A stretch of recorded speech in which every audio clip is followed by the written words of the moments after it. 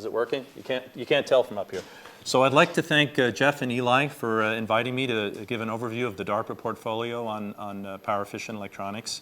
And I also want to thank them for this forum because this is a very important problem, not just for defense, but also for the country. And normally, us in the research community, we tend to work in a very narrow, specialized field. And when we think we're making progress, we may not actually be having an impact on the broad problem. And I think it's a forum like this that'll make us aware of problems we didn't even realize that are outside our specialty. So I thank you for putting this together, and I hope it continues. I think this is a really good idea. Okay, so basically, I think the previous speaker gave a good motivation for why power efficiency is important in the commercial world. But I'd like to argue that the folks that we serve at DARPA, the defense folks and the warfighter, it's even more important. We get a chance to go out in the field with some of these guys, and they're doing a really great job for our country. And they're really, a lot of their problems in the field is really heavy loads. And the other problem when you're in the field is you don't really, there are no wall plugs. And so that even if you do have the power generating capability, you don't have wall plugs. And so basically trying to get reasonable electronics capability into the hands of both the foot soldier and mobile platforms, especially mobile platforms, which we all know from the news is getting very heavy use, is something that's of great interest. And we look for investments that help make that happen. Okay, well, you can't talk about DARPA without showing a bubble chart. I think that's required. I think our director requires showing a bubble chart. I think many of you have seen it. Perhaps some of you don't. And one of the interesting things about our agency is that we're allowed to take, we're sort of like a venture firm. We sort of run like a venture firm for the Defense Department. We're allowed to look out for risky ideas and place a bet on them to try to build serious prototypes. So what we do, what program managers like me do, is we travel around the country getting research ideas that are relevant, that are at an early stage, right here. And then we inject money, we develop programs to inject money and get them into serious prototype stage with the hope then of lowering the risks of these technologies to a level where either the particular military services or a commercial US company can take over. So what we do is we lower risk. We don't roll out products. We lower risk of new ideas. We take an idea sort of from the basic research lab and build a prototype that's serious enough that the risks of going towards exploitation for direct military or commercial are low enough that people will take it over. So that's the goal. And so how do we do that? Let's see if I can. Okay. So that's our job, is to mine ideas that are in the early stage and try to build serious prototypes. So we do that by having program managers, as I said, go out and develop programs that mostly, and I mostly represent the MTO office, although I'm going to talk a little bit about some of the high-performance computing that's going on in one of our sister offices. But we do that, as I said, by engaging with the research community and sort of mining and filtering the ideas that are out there, things that are ready for serious prototypes, that we feel might be ready for serious prototypes, and also have a direct benefit for the Defense Department. So we sort of act as a filter and as a program generator. And as I said, we spend a lot of time traveling to make sure that we go out and engage with the communities that are capable of doing this work. And as I said, one of the other nice things is that we're not risk averse. We're willing to place pretty significant bets on pretty risky ideas that have potential. So I think that's one of the things that's very, very exciting about the way the organization works. Okay. So basically, I'm not going to really drill deep. There's no time to really drill deep. I think it might be more interesting to go and give an overview in the time that we have, to give an overview, a rather broad overview rather than drilling deep. And I think you will hear some of the depth. Some of the researchers in some of these programs are sitting in the audience here, and you'll hear some more details later in this symposium. But we have a number of thrusts. My overview tends to be centered in the MTO, or the Microsystems Technology Office. That's focusing on component technologies. So basically, we have a device thrust that's going on, and these program names really don't mean anything to you. I just wanted to sort of give you an idea of the amount of programs we have in particular areas. The ones that are in boldface are existing. The ones that are in small letters are planned. Those are things that are in the conceptual stage. So we have a thrust that's looking at new device concepts, radically new device concepts in order to enable a substantially low power, and I'll say a few words about that. We have a circuits thrust, that's looking at this problem from the novel circuits and architectures point of view. We have a significant thermal management thrust, especially since Tom Kenny came aboard from Stanford a couple of years ago, and he's been able to do some really interesting work on looking at the heat extraction problem. And then we also have had historically a long connection with high-performance computing, obvious connection to defense applications, but also the fact that it's not a giant commercial market, and we've been engaged in that area for some time. This is a chart. I believe I stole it from IBM. I think people can tell me, folks from IBM there. But basically, it's a very good chart about explaining where the problem in the device area. If we look at, and I sort of come from the lithography and device community, and if we look at the trends, we basically see a given device technology as it goes along, as it goes along, will continue to pack things to such a density that eventually your power becomes out of control. And at that point, there's usually a quantum jump. And actually, there probably should be vacuum tubes below here. But basically, you can see here in the bipolar technologies, you get to a point where you can no longer scale because of the power dissipation. And then CMOS came up with its very low off-state power, at least the low off-state power, at this time. And now we're at the same point where now CMOS, its off-state power is getting hard to manage. And we believe it's time to consider another sort of quantum jump. And we're willing to look at risky ideas. And some of these may fail. To be honest, some of these may fail. But I think that's OK. It's important for research organizations to be able to tolerate risk, because we don't know which ideas have the staying power. And so it is important for someone to do the investment in risky ideas, even if some small percentage of them succeed, because if that does, that could be revolutionary. So I'm going to now start going through a very, very light, not deep, but a very light overview of some of the programs that we have running, just to give you a flavor of what we're trying to do. I'm not really going to include a lot of results. A lot of these things are in the early stages, and some of the results are not published at the moment. But I'm just going to motivate you with what kinds of programs we have. So I think the first program that I started, I've gotten very interested in trying to make electronic switches that look very much like the old relay, basically very sharp on-off, like the old mechanical relays.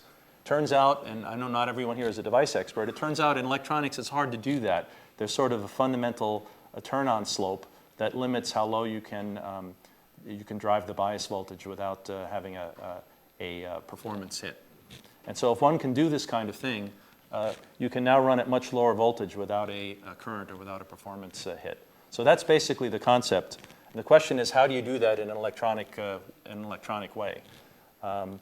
Basically, so this program, the Steep program here, looks at trying to engineer a band-to-band tunneling transistor. And I believe Chen-Ming Hu will speak to you about that in more detail. He's doing some tremendous work on this topic. It basically looks at engineering a band-to-band tunneling transistor. I know not everyone is a device expert. So it's a new kind of physics that uses tunneling instead of thermionic emission. And the advantage of that is that it might be able to get a slope that is much steeper than the fundamental slope of today's transistors. So it's extremely difficult. I think Chen-Ming would agree, and the other performers. It's extremely difficult, but it's worth a serious shot. It's worth looking at that in a serious way. And I think there's already some really interesting results coming out of this research, and I really look forward to seeing where this goes in the next couple of years. As I said, Berkeley is very heavily involved as one of the principal performers. All right, we'll move on. OK, now what's another way to create a steep slope like this?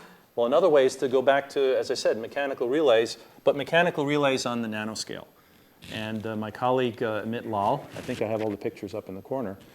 It's his dream to basically build not only configuration switches using NEMS devices, but ultimately, he has a glimmer of his eye, he'd really like to do logic. Because his dream is that if you can make these MEMS switches, which in principle have a zero leakage, right? If you have a mechanical switch on the device level, basically then when you shut it off, your leakage is completely zero. And so his dream is not only to be able to do, as I said, configuration switches, but to also start to do logic. And the neat thing about this is these things will run at high temperatures. And we know from thermodynamics you can have very high Carnot efficiencies at high temperatures. So if you're able to do logic using nanomechanical relays, you could do very high, you can do computing at higher temperatures, very robust environments, and high Carnot efficiencies. So again, this is a very difficult, I think the researchers working in this area, realize it's a very difficult challenge.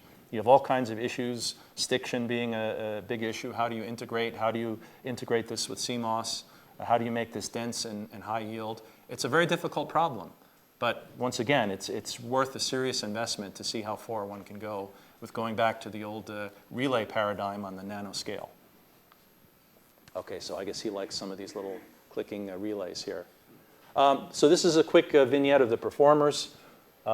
Basically, there's a large number of performers because this is at an early stage. It isn't clear yet what the best type of nanomechanical switch is. And so this program looks at a lot of different approaches, trying to see which ones have the most staying power. And I think at an early stage, that's definitely the right way to do that. Okay. All right. So there's another approach, and that's basically going back to the early history of solid state. I think the dream of some of the early people like Shockley and some of the early developers of the solid state devices was to build a transistor out of metal. Right? If you had a metal channel, you can have a very high conductivity, and then you can achieve low power by having extremely low parasitic resistances and high conductivities. The problem is you have to shut that off too. So to make a metal channel historically has been very difficult to do. Well, this program here, the graphene program that we have, is basically looking at the next best thing. Instead of making a metal channel, use a semi-metal channel. And that's an extremely thin, potentially a monolayer thick of carbon. And it still has very high conductivity. It has extremely high mobilities and performance. So this almost realizes the dream that people have had in the early days of the quantum theory when they started to apply it to solid state. And potentially one might be able to make a metal channel transistor that you can still turn off because it's so thin. So I think this is something that's extremely interesting. It's sort of a slightly different direction from the nanotube area in that we have a planar kind of a configuration of graphene. But again, it's difficult. It's one of these things that if we're going to do something different than scaling the standard paradigm, we have to be willing to tolerate risk and make reasonable investments to see if there's feasibility. And so the first challenge of this, besides making devices, is to make high-quality epitaxial layers. I think a lot of people have probably heard about graphene. I think most of the stuff people have read are flakes that people scrape off. And what this program is trying to do is to make high-quality wafer scale, covering wafers with high-quality layers of graphene. And I believe once that can be achieved, there will be an explosion of applications.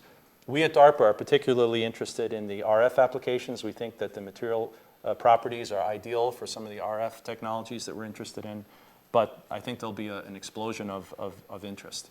And in a way, it's kind of nice to see sort of the dream of the early solid state pioneers being potentially realized in a system they might not have thought about, a metallic channel semi-metal transistor.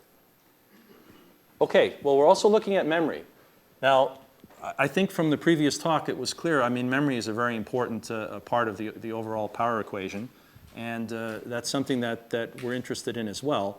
I think within the MTO office, the focuses there are primarily memories for embedded computing applications. As I said, we work in the component space, but we are aware that it may, long term, they may have high-performance computing applications as well. We're looking at not just scaling flash. I think one of the things industry is doing is saying, okay, well, flash, we have a nice sort of a robust, commercially successful technology. It's still high voltage. It still has issues, with yield, and you have to sort of correct blocks in terms of the parts that are defective.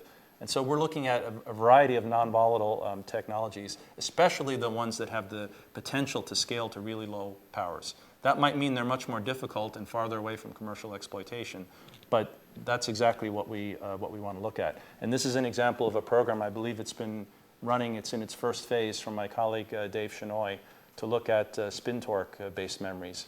And again, I don't want to drill into a lot of details that a broad audience might not appreciate, but basically it looks at using spin to store the memory states instead of charge. And so that potentially has significant power advantages. So once again, I need to emphasize these things. All of these things are difficult and high risk, but we need to step up and make a serious investment in these if we're going to help beat on the power problem. It isn't clear. I don't think any one of us can predict which one of the non-volatile memories, and it's a very hot area in the world, which one has the ultimate lowest power potential, because there's a lot of different non-volatile technologies being explored. We're also looking at three-dimensional integrated circuits. This is a field that's starting to really catch on now in the commercial world. I think looking at 3 dimensions for memories, for integrating a large amount of memory on processors is something that's a growing interest in the major companies and memory companies like Samsung and certainly Intel and IBM. Basically, this is an approach where the high density of interconnections between each active layer, and that's sort of symbolized by the heavy black lines, allows a totally new architecture. So this is something where we're really not, the device is not what's giving us the potential to do low power. It's the architecture of having a very dense interconnect. And there's some extremely interesting ways to leverage that.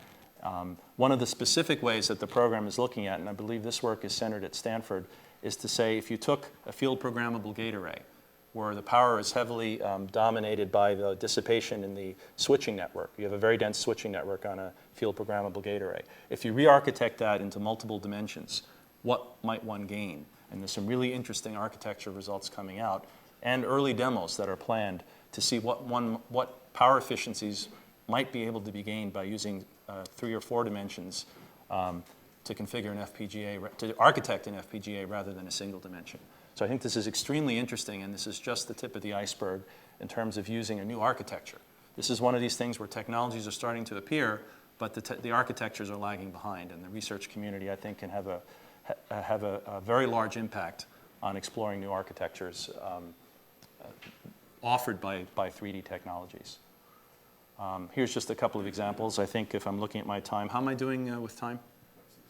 Okay, good. So let me just skip over that. That's not that important. Okay, so it was very interesting what was mentioned before about sleep, right? And we're quite interested in that as well. We've done a number of projects to look at minimum energy computing. The problem is if you take a current device and you operate here at the minimum energy point, which is a few tenths of a volt, you can actually, through clever design, you can get circuits to run there. And there's been a number of researchers at these institutions who've made truly dramatic results. But the problem is you work down here and you have extremely low performance.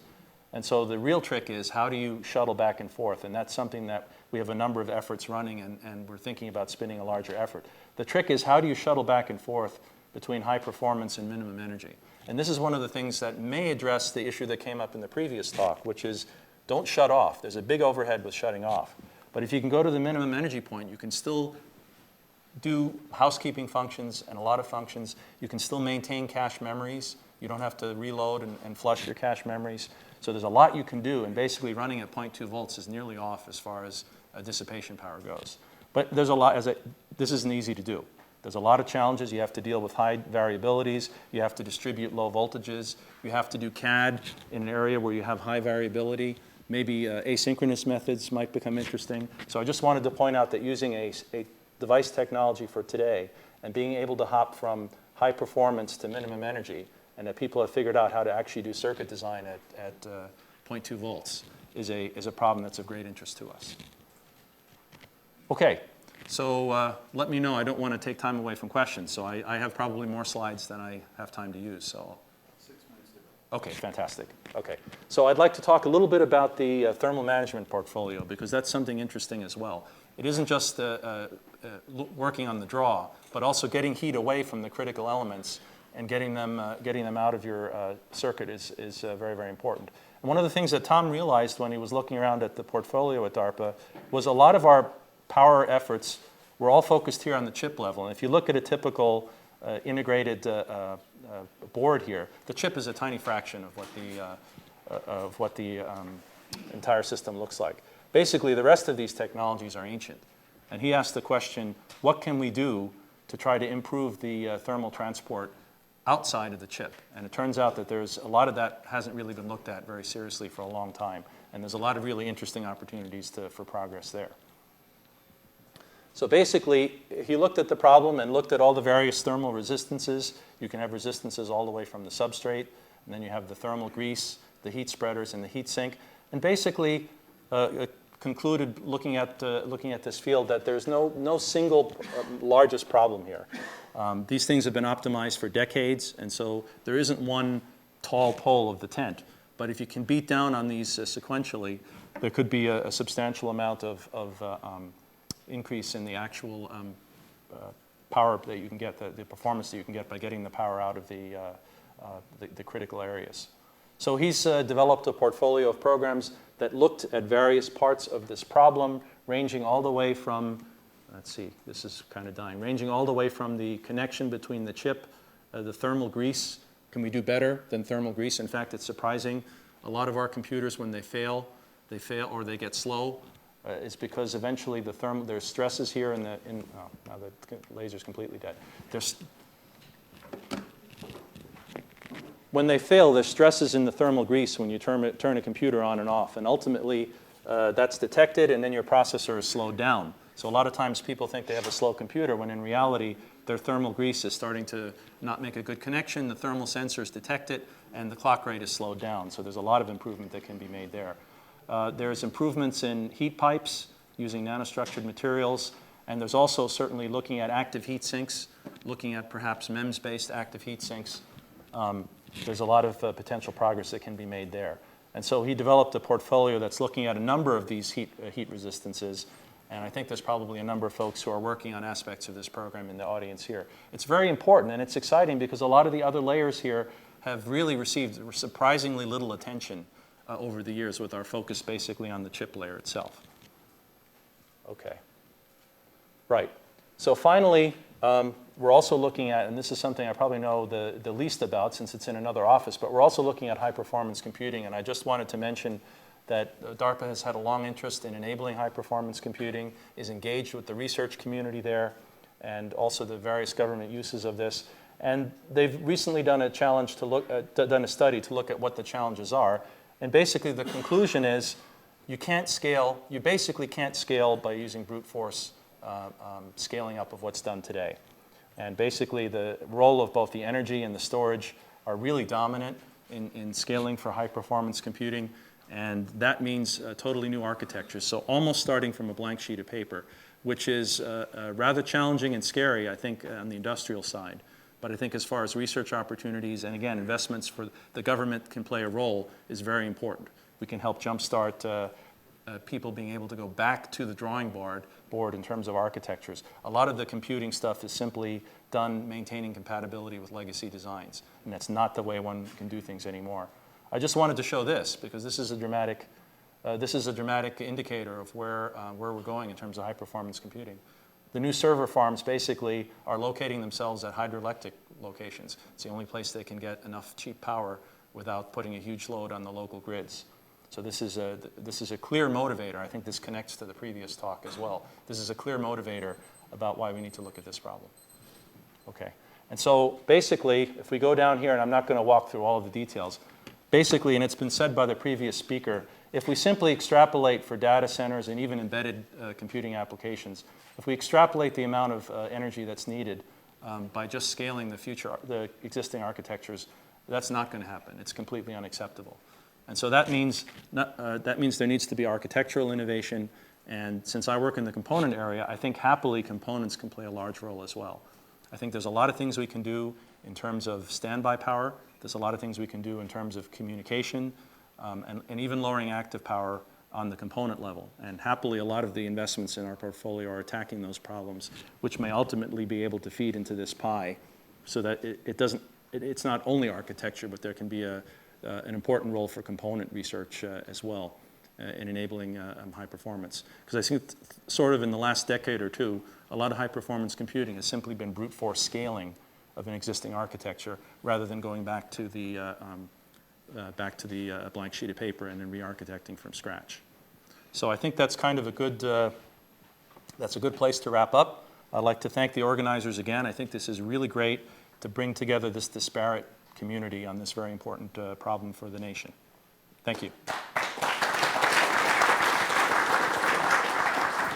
Thank you, Mike, for a great talk. Time for discussion, questions.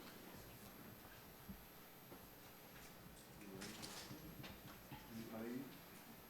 Go ahead, Mike. Well, we heard from the first speaker that standby, or I shouldn't call it standby, but the difference between standby and sleep mode was the most critical thing. So I'm trying to